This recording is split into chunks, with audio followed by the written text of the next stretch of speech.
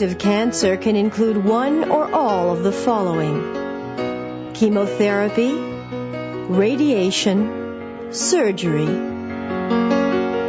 With each of these treatments, it's common to have an upset stomach, to feel queasy, to feel very nauseous, to vomit.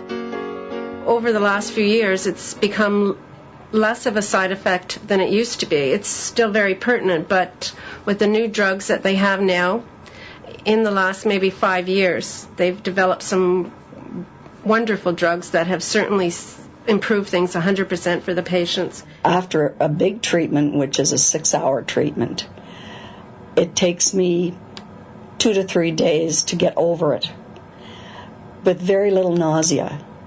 I can't honestly say that I have vomited at all, but you just have that feeling of that nauseous feeling. A lot of patients never have any vomiting at all. Most have some nausea. A lot of it is more like flu-like symptoms, feeling like you have the flu, but many never vomit at all. So it's much more controlled than it used to be. I felt that with the nausea being controlled, it just allowed me to be able to function just that little bit better, dealing with my family and my day-to-day life, that I could just continue to focus on continuing to take those powerful drugs to make me well. Here you go. Thank you. If they are well controlled with their nausea, they're eating and drinking well, they're rested, it usually makes the whole process much easier. Okay, Diana, ready for your treatment? I have your chair. Thanks. If you come into the clinic and you've been vomiting the night before, it may be very difficult to get an intravenous started. People get depressed about coming if they've been sick a lot. They don't want, some refuse treatment after a while because they just don't feel that it's worth it. Even though the doctor may have explained that this may pass, things will improve, but some of them get very discouraged by the nausea and vomiting. Oh, good. It certainly could cause patients to become dehydrated, fatigued. The more fatigued you are, the less you're going to want to try to eat or drink. And so that's why controlling it is very important. And that's why some of these new drugs have been developed over the years, because I know how important it is to try to keep your strength up when you're having chemo, your energy, get your rest. If you're retching all night, it's very difficult to have a good sleep, and the whole process has just made all that much harder. And that's why we do encourage them to take their pills, their suppositories, whatever they need for nausea, and help prevent it. The medication worked very quickly for the nausea. I would take it first thing in the morning, followed with a couple of glasses of water, and within, I would say, a half an hour, I felt good, or felt much better. Some people are very reluctant to taking pills, or they feel that they get so many chemicals from the drugs we give them, and they will just say, oh, I just didn't want to take anything else. But we really do try to get these people to make the whole thing easier for them so that they can cope better, and really the best way that they can cope. And if they have to take some pills, then we do encourage them to do that. If they are actually throwing up and need an injection from a home care nurse, then we really encourage them not to try to avoid that, because it really will make things a lot easier for them. No, it didn't bother me at all taking something, another pill, for feeling nauseous.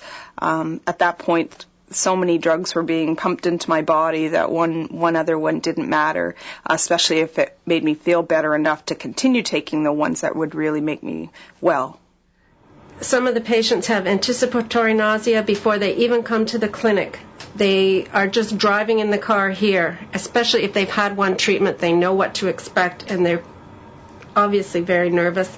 So they do have feelings of nausea, which are certainly psychological, but they're just as important to control. Medications to prevent and control nausea and vomiting come in different forms: suppositories, pills, orally disintegrating tablets that dissolve on your tongue, intravenously, and by injection. These medications can have side effects. The most common are headaches, constipation, feeling hyper or wound up, feeling sleepy, feeling flushed, Your healthcare professionals will work with you to minimize these side effects. Some of the patients come with a wife or with a husband, and the patient may not always tell us about the side effects, but often the wife or the husband will jump in and say, but you had some problem with that. And then we'll kind of go back on that. They usually see the doctor next so that we can get something changed, or we can find out why, if it was being taken incorrectly, and change things. In addition to any medications to cope with and minimize nausea and vomiting, use distractions, such as music or television, meditating, and concentrating on a hobby. To reduce the risk of becoming nauseous, it's helpful to know what triggers the feeling. Let someone else cook while you stay out of the kitchen, and choose foods that don't smell, as smells can be a trigger. Relax sitting up for at least an hour after eating.